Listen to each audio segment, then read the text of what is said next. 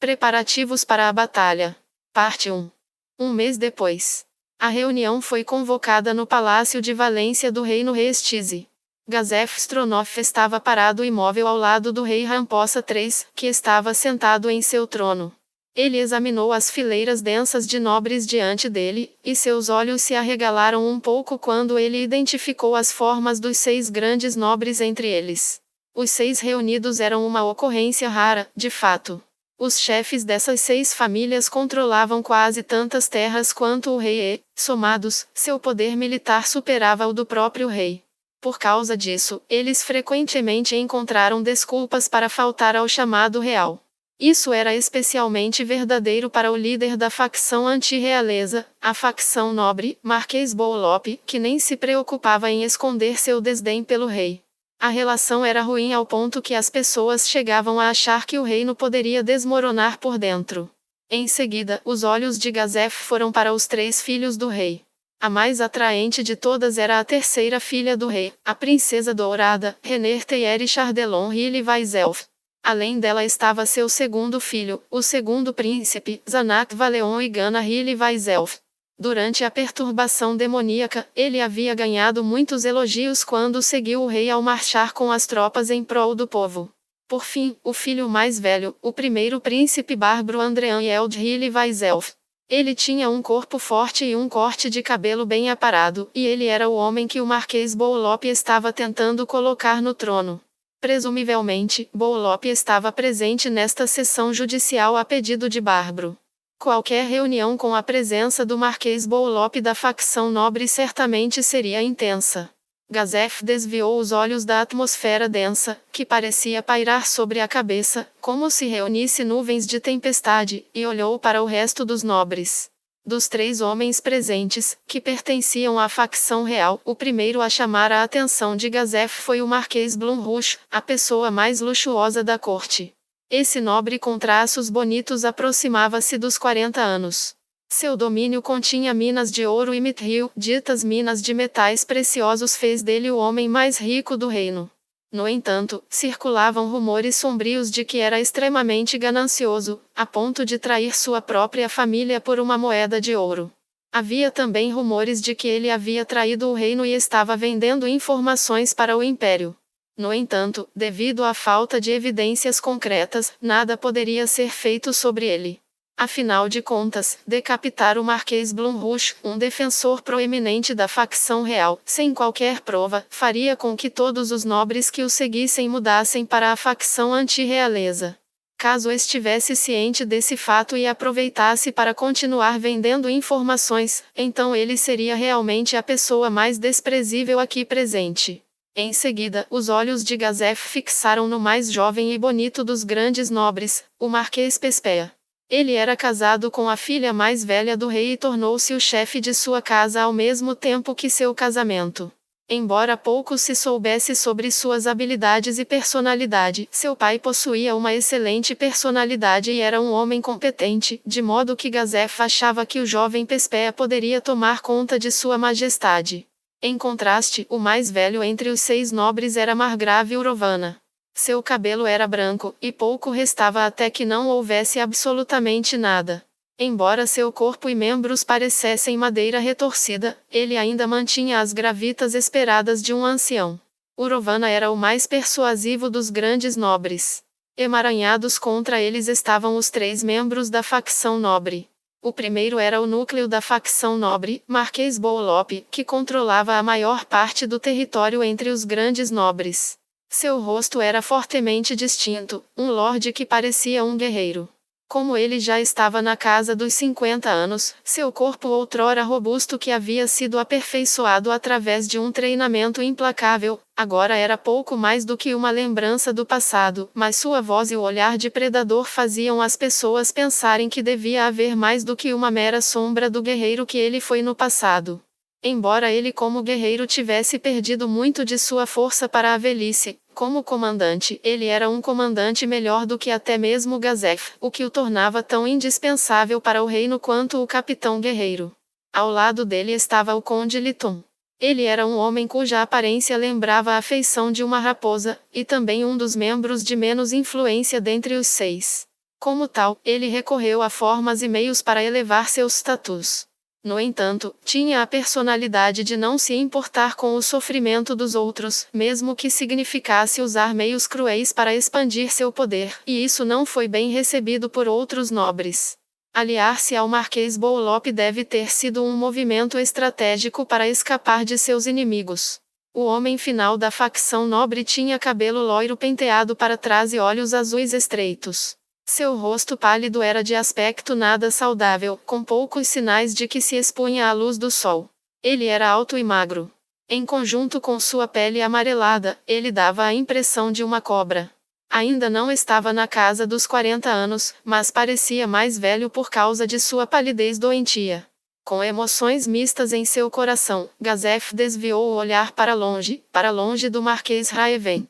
A iminente sucessão do próximo monarca só intensificara as lutas pelo poder. O Marquês Boulop e o Conde Liton da facção nobre, assim como o Margrave Urovana, da facção real, apoiaram o primeiro príncipe bárbaro, enquanto a maioria dos nobres não afiliados apoiava o Marquês Pespeia, que se casara com a primeira princesa. Raeven estava do lado do segundo príncipe Zanak, enquanto o Marquês Blumrouge não parecia estar preocupado com questões de sucessão. Por todas essas razões, o rei sentou-se em seu trono sem fazer barulho. Se ele apontasse o dedo para alguém, havia o perigo de uma guerra civil irromper.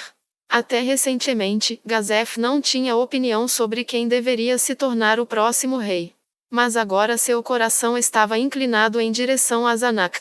Ou isso, ou a princesa Renner como um cavalo azarão, mas o reino, em toda a sua longa história, nunca fora governado por uma rainha, de modo que isso provavelmente estava fora de questão. A seguir, vamos começar. O tom do rei parecia um pouco diferente do habitual. Aqueles com orelhas sensíveis podem ter adivinhado o motivo da reunião de hoje e mostraram com suspeita curiosa. Leiam a proclamação entregue pelo emissário imperial. De acordo com as ordens do rei, os vassalos que flanqueavam os dois lados começaram a ler o conteúdo do pergaminho. O conteúdo aproximado fora o seguinte: o Império Barut reconhece a soberania do Reino Independente de Nazarick, governado pelo grande lançador de magia conhecido como o Rei Feiticeiro Ainzou Algon, e formalmente o reconhece como um aliado do Império. Originalmente, a região perto de Irrantel era o domínio do Rei Feiticeiro Ainzou Algon. O reino Restize ocupa ilegalmente este território e deve devolvê-lo ao seu legítimo proprietário. Se o reino não cumprir com essa exigência, o império ajudará o rei feiticeiro Ainzou Algon em uma invasão para recuperar o território do rei feiticeiro. Esta será uma guerra justa, travada para acabar com a ocupação injusta. Depois que o conteúdo foi lido, a sala explodiu em um burburinho de discussão. Esses termos eram insanos e todos concordavam com isso. Por precaução, eu também fiz os estudiosos examinarem a história do reino, e nenhuma menção de qualquer indivíduo chamado Ainzou Algon governando os arredores de Irrantel foi descoberta. Não há legitimidade para essa afirmação. Ou seja, não se trata de uma demanda justa, mas sim de um delírio de um louco. O grito barulhento ecoou pelo corredor. A formidável presença do Marquês Boulop, um testemunho de sua antiga glória como guerreiro, parecia dar coragem aos outros nobres, que responderam seu grito com sua própria aprovação. Embora tenha sido adiada, não é apenas a mesma invasão imperial que anunciam todos os anos? Eles sempre encontram alguma razão estúpida para declarar guerra. Creio que perderam a criatividade e inventaram essa bobagem de lançador de magia, não é? Eu quero ver a que tipo de palhaço eles deram esse título ridículo de rei feiticeiro. As palavras do Conde Liton foram seguidas pelo riso irônico dos nobres em massa. Contudo, o Conde virou seus olhos de raposa, cheios de desdém, em direção a Gazef. Eu acredito que já ouvimos falar deste louco chamado rei feiticeiro, não é mesmo, capitão guerreiro, Stronov? De fato, ele foi o lançador de magia que me ajudou nos arredores de Irrantel. O Conde Liton riu com chacota antes de responder. Agora faz sentido, ele deve ter ajudado porque pensou que eles eram seus próprios camponeses. A risada desdenhosa dos nobres podia ser ouvida por toda parte, mas ninguém a impediu, porque Gazef, que nasceu plebeu, era odiado por muitos membros da facção nobre. Se fosse um membro da facção real, o rei teria intervindo, mas como o conde Liton pertencia à oposição, o rei só podia franzir a testa. Parece que foi o Império quem incendiou as vilas agrícolas perto de Irrantel, não acha? O capitão guerreiro dono parece pensar que foi o trabalho da teocracia Slane. A pessoa que os resgatou se chamava Goun, é isso? Não é esse o lançador de magia envolvido com o Império? Acredito que alguém tenha dito anteriormente que o lançador de magia era um espião tentando se infiltrar. Além disso, não conseguiu encontrar nenhum traço dos corpos das pessoas que quase te mataram, ou conseguiu, capitão guerreiro dono? Em sua mente, Gazef recordou a visão dos poderosos membros das 6 escrituras, bem como a poderosa forma de Ainz ou Algon. Embora os corpos tenham desaparecido como o conde Liton disse, não sinto que o Império estava envolvido. Estive no vilarejo Carne, os cavaleiros que nos atacaram eram muito mais fortes que os do Império. Eles usaram anjos, não há dúvida de que eram uma unidade da teocracia Slane. E por que a teocracia faria isso? Como é que vou saber? De fato, se Gazef pudesse dar uma resposta como essa, isso o faria se sentir muito melhor. Assim que o tribunal estava prestes a entrar em disputa devido ao silêncio de Gazef, uma voz de ajuda ecoou do lado de Liton. Esse louco que se diz lançador de magia é irrelevante. O que precisamos decidir é como responder ao falso imperador, não é verdade, Vossa Majestade? O que o Marquês Bolop disse está correto. Precisamos decidir qual será a resposta do reino. Eu peço permissão para falar. Marquês Pespé disse enquanto avançava. Aceitar os termos do imperador será muito difícil. Nosso único recurso é a guerra. A menção da guerra provocou agitação entre a confraria de nobres. Oh!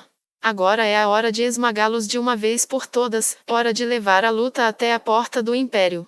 Está absolutamente certo, eu estou farto dessas invasões do Império. É hora de deixar os parvos do Império saberem como podemos infundir medo neles. Exatamente, o Marquês está coberto de razão. Essas palavras, espremidas entre risos espaçados e repetidas por todo o grupo de nobres, ecoavam insuportavelmente altas nos ouvidos de Gazef. Nos últimos anos, eles encontraram regularmente o Império no campo de batalha nas planícies Katzi. Na maior parte do tempo, eles simplesmente traçavam linhas de batalha e se confrontavam, ou escaramuçavam brevemente com pequenas perdas para o reino. Este ano provavelmente seria mais do mesmo, e os nobres assumiram um ar de frouxidão enquanto imaginavam os mesmos velhos eventos acontecendo novamente. No entanto, Gazef falou, estimulado pelo grito dos instintos de seu guerreiro interior. Não pensem que a próxima batalha terminará como todas que tivemos até hoje. Foi o mesmo que jogar um balde de água fria neles, que responderam com olhares reprovadores.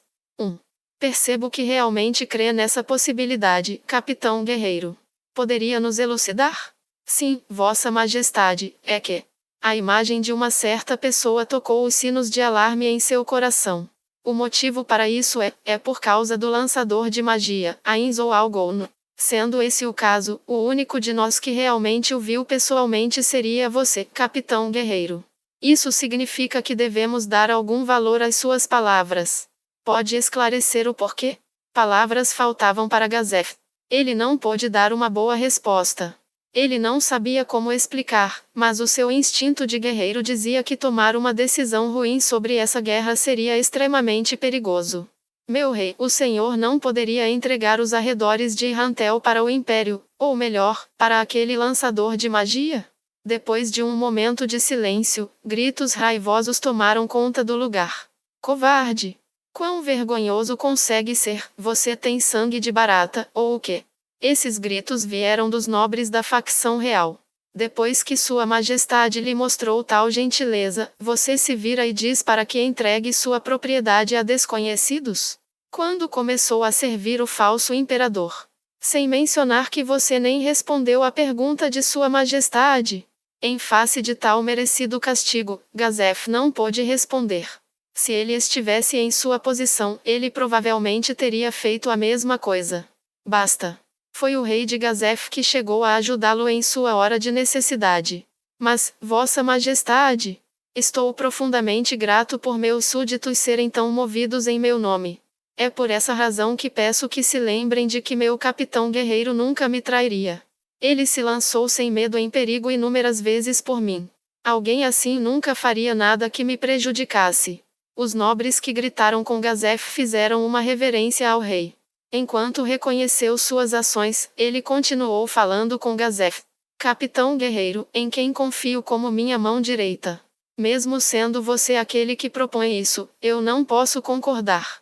Desistir de um domínio sem lutar não é condizente com um governante. Tal ato não pode ser permitido por causa daqueles que vivem à mercê do meu comando. Isso arruinaria suas vidas pacíficas.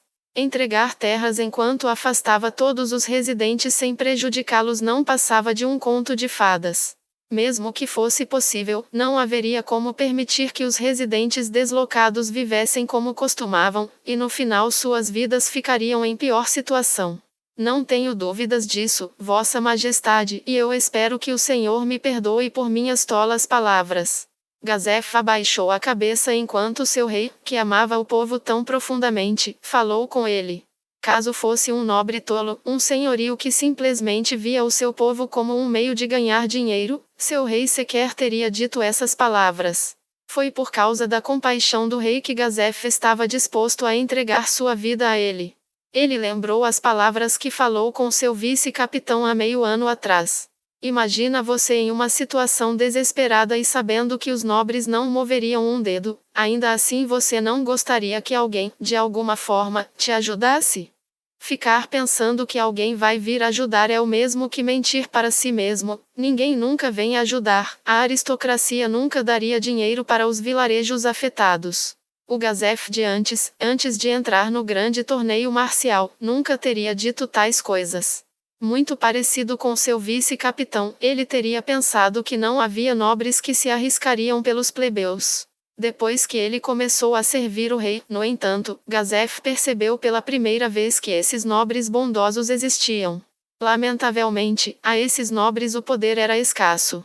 Houve muitas vidas que ele não pôde salvar, e diversos incidentes em que o orgulho inútil dos nobres colocou inúmeros obstáculos em seu caminho.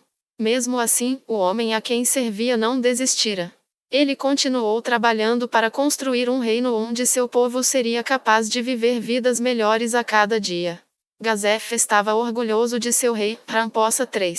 Se não fosse esse o caso, ele teria desertado para o império quando o próprio imperador, Jerkniv, tentara conquistá-lo no campo de batalha. É assim que se sentia, mas nuvens negras açoitavam seu coração. O que o rei falou era a verdade, e ele tinha a visão correta das coisas. O rei sempre estivera cheio de compaixão, mas Gazef sabia o motivo pelo qual o rei adotara um tom tão severo. Depois da perturbação demoníaca, o equilíbrio de poder entre as duas facções havia mudado muito. Durante muito tempo, o reino havia sido dividido em duas facções que mantinham um certo equilíbrio até recentemente, mas agora a facção real havia se expandido, enquanto a facção nobre encolhera. Pelo rei ter corajosamente cavalgado e marchado contra Jaldabaoth, ele agora era visto pelo povo como um governante forte, e um bom número de nobres tinha dado seu apoio ao rei. Assim, o rei não podia se dar ao luxo de mostrar fraqueza aqui. No entanto, dizer algo como fora dito, significava que, ainda assim, o capitão guerreiro disse algo relevante: não podemos evitar uma guerra entregando uma única cidade. Um rei também tem o dever de evitar sofrimento indevido ao seu povo. Um verdadeiro rei não estaria disposto a açoitar o próprio corpo por causa do povo? Aquele que falou era da facção nobre. Suas palavras foram bonitas, mas calculadas para reduzir a quantidade de terra controlada pelo rei e, como tal, a facção real instantaneamente refutou-as. Aquela terra é propriedade do rei. Já que é para desistir da terra, por que não dá a sua em vez disso? A resposta veio com a mesma rapidez. Que tipo de ultraje é esse? O Império pediu por Irrantel e seus arredores. O Senhor realmente acredita que eles aceitariam minha terra fronteiriça? Por que não pensa antes de falar? A facção real ficou mais forte, enquanto a facção nobre enfraquecera. Isso simplesmente deixou a facção nobre ainda mais desesperada para coibir o rei. A falta de equilíbrio entre as duas facções foi a fonte do desconforto de Gazef. Uma vez que o equilíbrio entre facções desmoronasse, os esforços da facção nobre de enfraquecer o rei só se intensificariam. Isso poderá levar o reino a se dividir no meio em um futuro próximo. Sendo esse o caso, o rei teria que mostrar sua força para reprimir qualquer tentativa de revolta, assim como os rebeldes em potencial.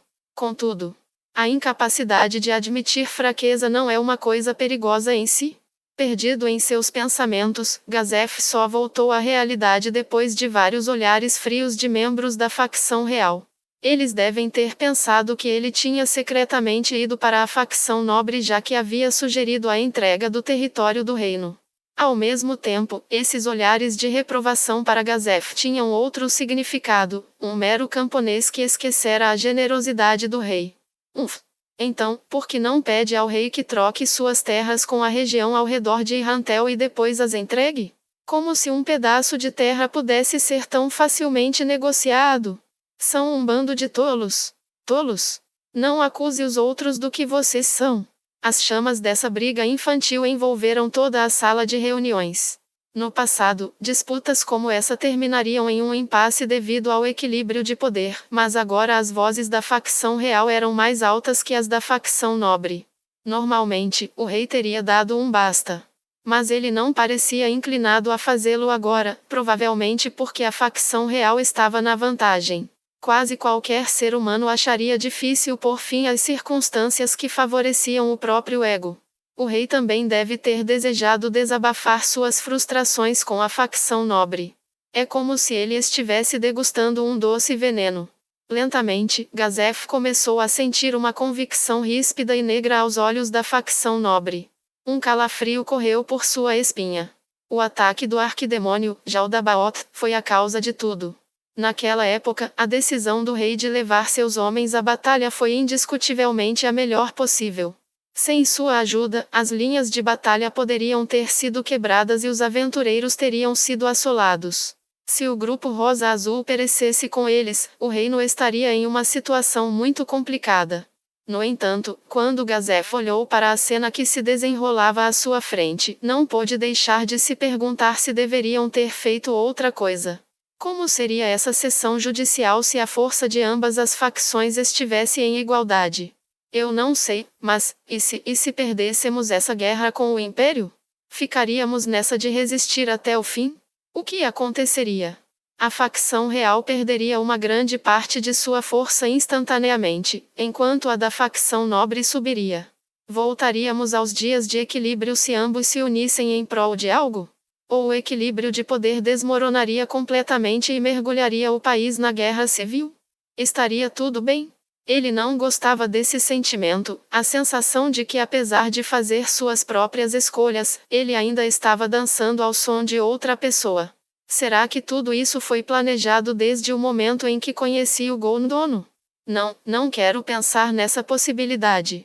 Conversamos bem pouco, mas ele não me deu a impressão de ser desses.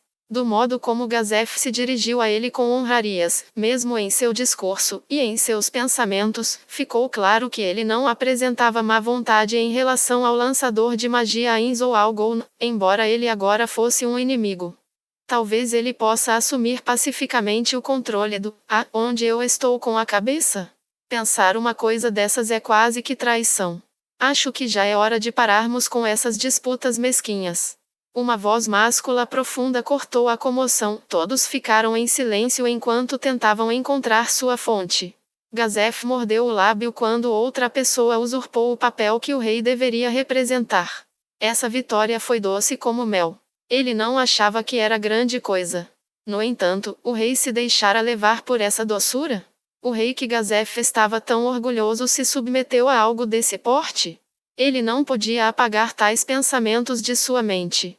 Vossa Majestade, se está tão certo da invasão do Império, então devemos nos preparar. Marquês Raeven, isso é algo que apenas Sua Majestade. O Marquês Raeven interrompeu as palavras da facção nobre. Um momento, por favor. Se as tropas de Vossa Majestade forem derrotadas, quem sabe onde o Império atacará em seguida? Portanto, vou cooperar plenamente com Vossa Majestade para proteger meu domínio.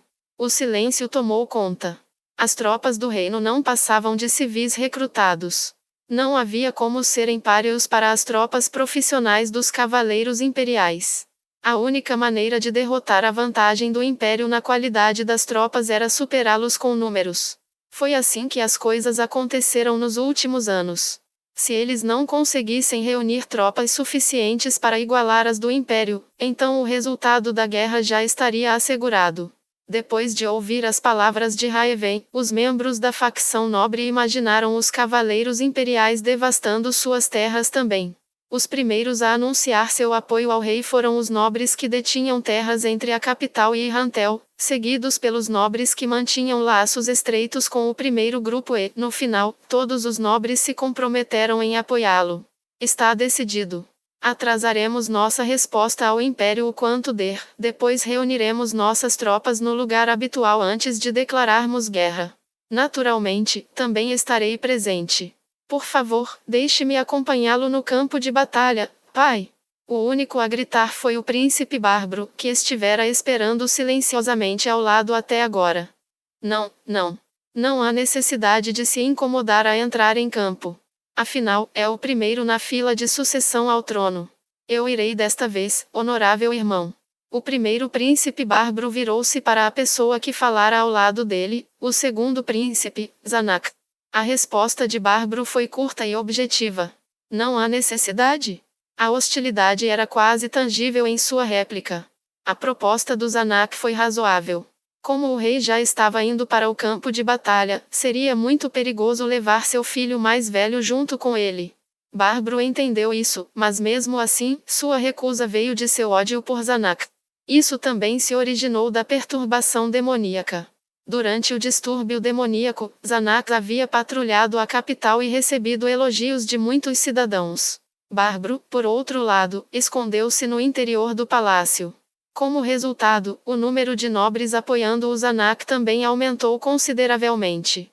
De relance, Zanak não parecia particularmente heróico, e o contraste entre sua aparência e seus feitos corajosos o fizeram sobressair. Por outro lado, Bárbaro possuía um físico formoso, mas sua inação o fez parecer covarde. Para apagar essa vergonha, Bárbaro queria ir ao campo de batalha e mostrar seu valor marcial. O primeiro príncipe, Bárbaro, era um guerreiro razoavelmente talentoso, claro, de acordo com sua aparência. Dito isso, ele ainda levava um estilo de vida sem chamar atenção, e não era forte o suficiente para derrotar alguém como o guarda-costas da princesa Renner, Klim, que treinara a si mesmo até vomitar sangue. Mesmo assim, ele ainda pode ser considerado o mais forte guerreiro da família real. Alguém como ele não poderia suportar perder para Zanak, cujo sobrepeso indicava que ele mal conseguia manter-se equilibrado depois de balançar uma espada uma vez. Embora o Marquês Raeven tivesse dito uma vez: qual a relevância da esgrima para um rei? Bárbaro sabia que ele era um intelectual inferior em comparação com Zanak, como tal, estava ainda mais determinado a não perder sua particularidade de destaque. Independentemente dos meios a serem usados, não ficaria atrás do adversário na guerra pelo trono.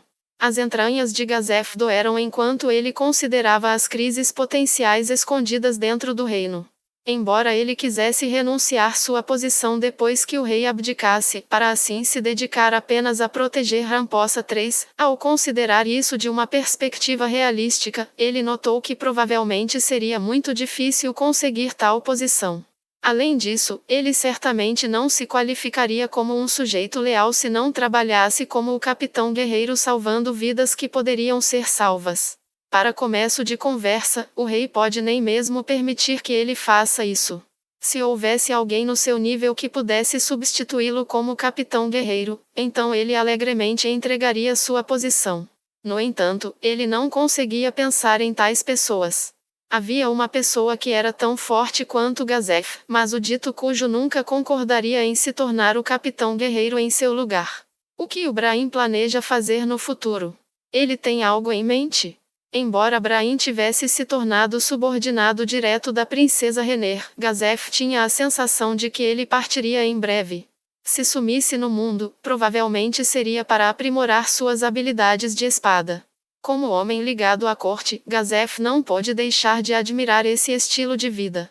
Ele se lembrou da esgrima polida de Brahim. Depois do distúrbio demoníaco, Gazef e Brahim haviam trocado golpes em justas amigáveis. Embora Gazef tivesse triunfado naquela partida séria, ele pôde sentir as horas que Brahim havia dedicado à sua técnica de espada enquanto sentia o deslocamento de ar causado pela lâmina passando rente ao seu cabelo. Por tudo que sabia, Brahim poderia acabar se tornando mais forte do que ele em alguns anos. Brahim, se ele concordasse em aceitar meu lugar como o próximo capitão guerreiro, eu concentraria minha energia em treinar a próxima geração, para que o reino tivesse sua parcela de guerreiros habilidosos no futuro.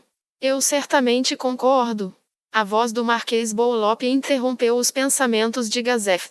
Agora não era hora de se preocupar com o futuro. Se me permitir, eu de bom grado contribuirei com minhas tropas mais fortes para o esforço e proteção de Sua Majestade. O que me diz, Vossa Majestade? Capitão guerreiro, o que você acha? Ele não podia fingir que não tinha ouvido. Isso seria uma mentira. Gazef fez uma demonstração séria de consideração, ignorando a contração da sobrancelha de Raeven. A sugestão de Bárbaro de lutar na frente provavelmente veio de Bolop, que apoiava Bárbaro como o próximo rei. Contudo, Gazef não tinha provas disso, então só havia uma resposta que ele poderia dar. Eu acredito que tudo depende da opinião de Vossa Majestade. O rei assentiu profundamente e Gazef de repente sentiu uma pontada de culpa. Já que é assim, bem, então permito que venha. Sim. Permita-me apresentar a cabeça do falso imperador para o senhor, pai. Enquanto ouvia a resposta entusiasmada de Bárbaro, Gazef só podia esperar que os preparativos iminentes afastassem as nuvens de mal-estar que se formavam em seu coração.